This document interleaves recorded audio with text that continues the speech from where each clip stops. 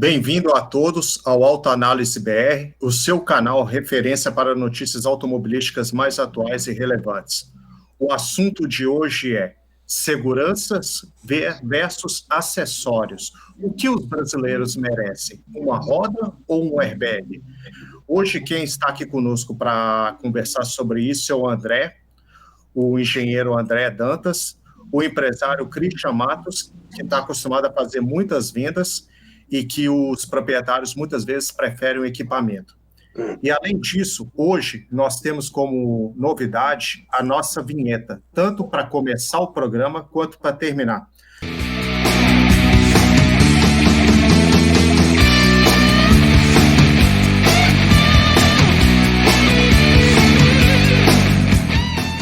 Christian, aproveitando a sua presença aqui, me conta o que você, que está acostumado a comercializar tantos carros, o que normalmente os proprietários te pedem mais? Valdez, André, cara, o que eu vejo, assim, hoje já existe uma mudança na cultura, né? Principalmente quando você tem clientes que têm um poder aquisitivo mais alto. Mas ainda assim, existe uma preferência ainda muito maior por um acessório, por perfumaria, do que por segurança. O que eu vejo que é assim, você tem, por exemplo, você tem um modelo específico de carro, que você tem um teto solar e você tem um kit onde você tem uma série de mecanismos de segurança, né? Que é o sistema de mudança de permanência em faixa, frenagem automática, parque assist, onde você tem o estacionamento automático. As pessoas, aí você custa o mesmo preço, a diferença é mínima. A pessoa dá preferência para o teto solar do que para aquele sistema de segurança autônomo. Eu vejo muito isso. Até existe uma brincadeira que eu fazia antigamente, num certo grupo de carro, mas o carro tal vem com multimídia de série no mesmo preço desse outro. Eu falei, mas o outro ele é muito mais seguro. Mas ele não vem com multimídia. Eu falei assim, cara, na hora do acidente, você pede para botar o multimídia em cima da sua lápide, que era a brincadeira que eu fazia. Eu não troco uma segurança por uma perfumaria. Eu não troco, né? Tá mudando, entendeu, aos pouquinhos, mas ainda a gente tem um longo caminho pela frente. E aquela questão, né? A pessoa não quer, André, exatamente o que pensa. É aquela velha máxima, comigo não acontece. Você concorda? Existe o que a gente chama de síndrome do super-homem, né? Comigo não acontece, e se for acontecer, eu vou aguentar a pancada, né? Essa é um pouco a filosofia. E as pessoas não têm a noção da dimensão real do que é um acidente, né? O pessoal acha que é uma pancadinha, uma coisa... E não é. Se você chegar para você ter uma noção, uma pessoa que esteja andando um pouco mais rápido, numa velocidade próxima de uns 7 km por hora, se ela bater a cabeça numa parede rígida, ela se machuca feio, ela pode ir parar no hospital por causa dessa pancada na cabeça. E essa diferença é muito fácil de você alcançar dentro de um veículo que sofre uma colisão, que aí você tem o que a gente chama de segunda colisão, porque você bate, o veículo bate, ele é freado na colisão, e só que a pessoa às vezes está solta no banco e ela vai colidir com os elementos internos do veículo. É o que a gente chama de segunda colisão. Quem segura isso é o cinto de segurança. Que aliás existem estatísticas, existem umas estatísticas engraçadas na Inglaterra, computando os últimos mais de 50 anos de registro de acidentes em estradas. Eles mostram uma coisa engraçada. O único dispositivo real que reduziu em degrau os níveis de mortes e ferimentos no acidente foi o cinto de segurança.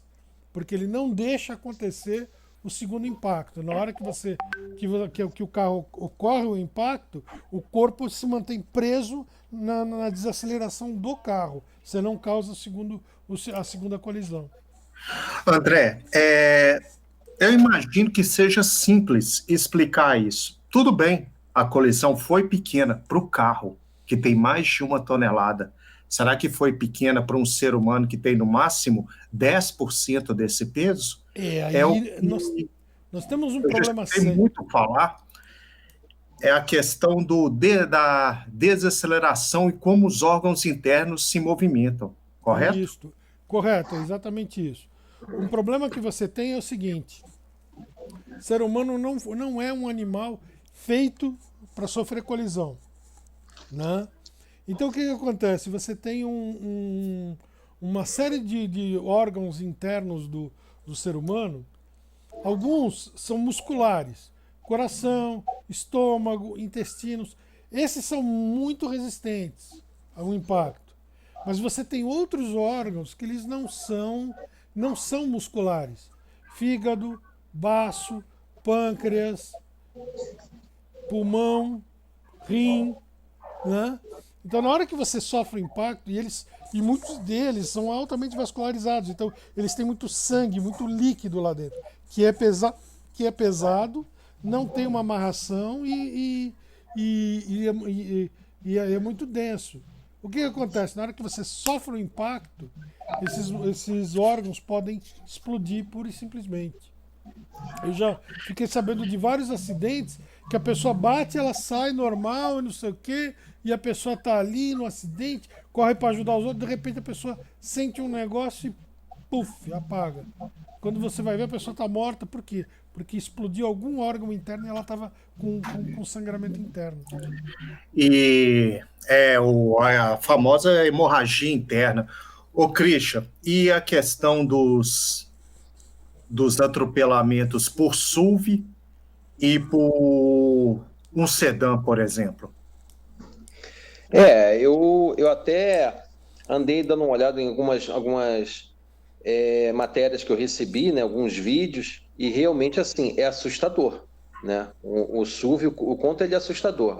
Ele é muito seguro para quem vai dentro, mas para quem está do lado de fora, a coisa é ao contrário exponencialmente, né? A gente vê que, assim, um acidente, um atropelamento com um SUV é praticamente fatal, né, para o atropelado. Isto. Vocês querem ver alguns vídeos aí? Sim, Tá até bom. pela altura que você estava comentando, né, André, É, conosco antes de começar o programa. eu vou mostrar alguns vídeos aqui. Eu quero que vocês prestem minha atenção num detalhe. Por norma de segurança, se diz que em caso de atropelamento, busca-se atingir a pessoa abaixo da linha do joelho. Você vai quebrar a perna do sujeito, mas pelo menos o cara vai girar no ar e vai ficar um pouco mais inteiro, né? Agora, quando você bate numa SUV, principalmente aquelas picapes ou SUVs gigantescas, quando você bate no corpo inteiro do cara. Então, ou, por exemplo, ou mesmo abaixo da linha da linha de cintura, onde você atinge o quadril do sujeito. Você esmigalha o cara, né? Você moe o cara. Então, muitas vezes, então é um acidente muito mais grave esse do que simplesmente uma colisão com um sedã ou com um pequeno hatchzinho que tem uma frente muito mais baixa. Deixa eu botar uns videozinhos aqui para vocês que eu tenho separado aqui. André, o impacto seria, então, diretamente nesses órgãos vitais que você estava nos explicando? Não necessariamente, porque o detalhe é o seguinte. Bom, aqui vai a imagem de uma simulação de atropelamento. Olha aí, ó. Olha como é que ele pega o capô na altura do joelho da coisa. Tudo bem, ele enfiou a cabeça no para-brisa, mas você vê que o corpo ele gira livremente no ar, não existe uma colisão direta com o resto do corpo, né? Muito provavelmente existe o dano na cabeça, mas o resto do corpo mais ou menos sai inteiro nessa simulação.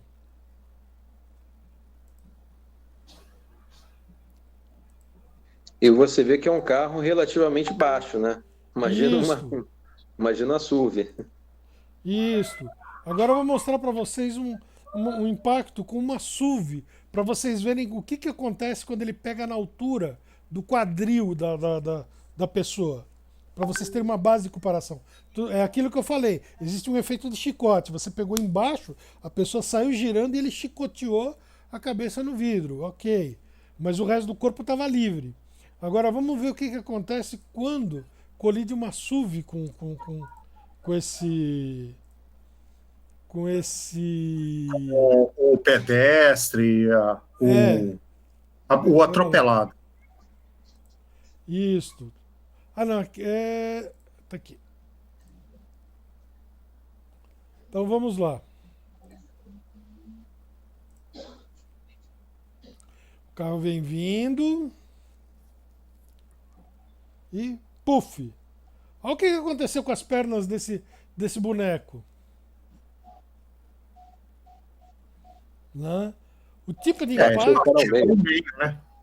Né? O tipo de impacto é diferente, ó. Vocês veem que ele pega exatamente na altura do quadril. Né? Olha de novo o que acontece, ó. A mecânica... Ele não chega nem a bater no para-brisa do carro porque arremessa ele para frente.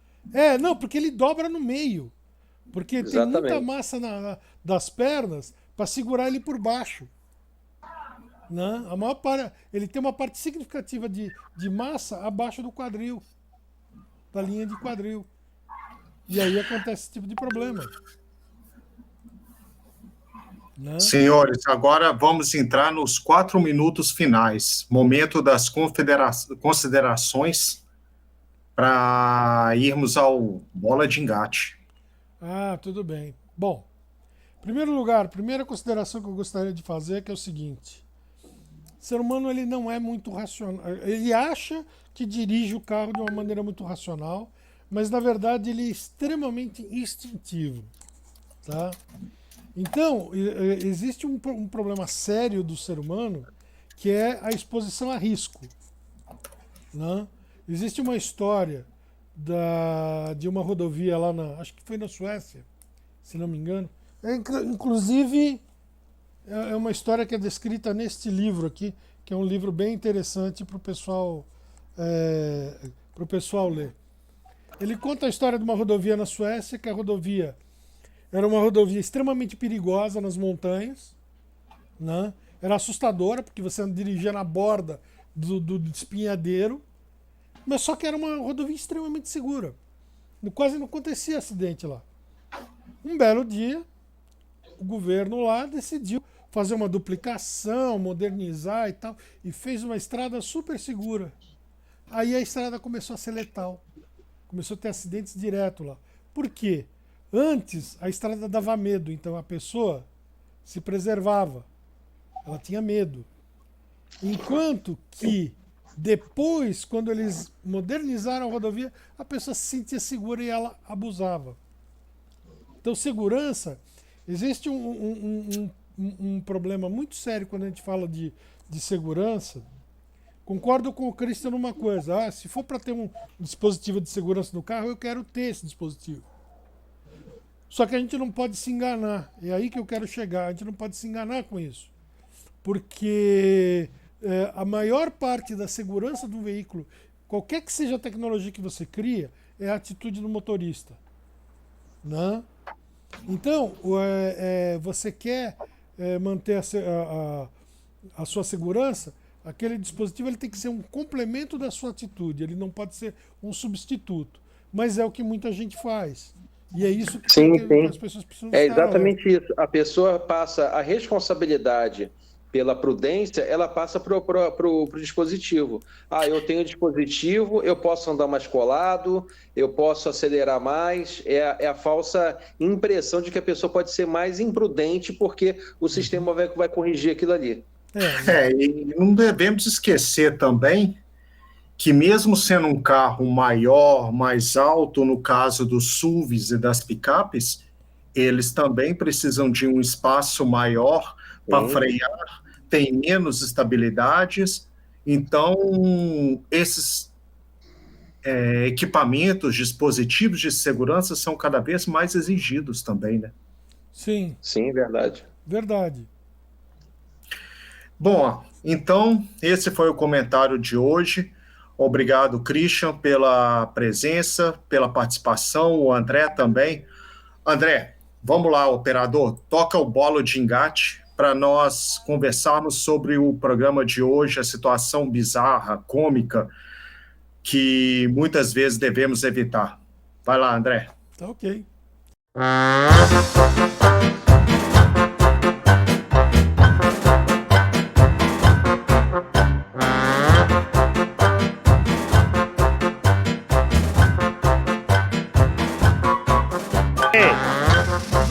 Dos, uno, Dale,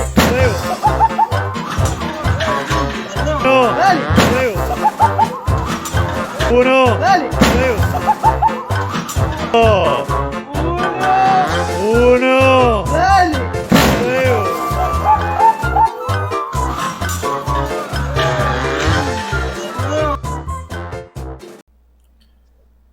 Bom, esse foi o programa de hoje. Agradecemos a presença de todos. Curtam, nos escrevam, comentem para que busquemos cada vez mais evoluir o programa. Como vocês viram, fizemos as vinhetas e estamos em busca do melhor sempre. Obrigado pela presença do André, do Christian e até o próximo programa. Até mais.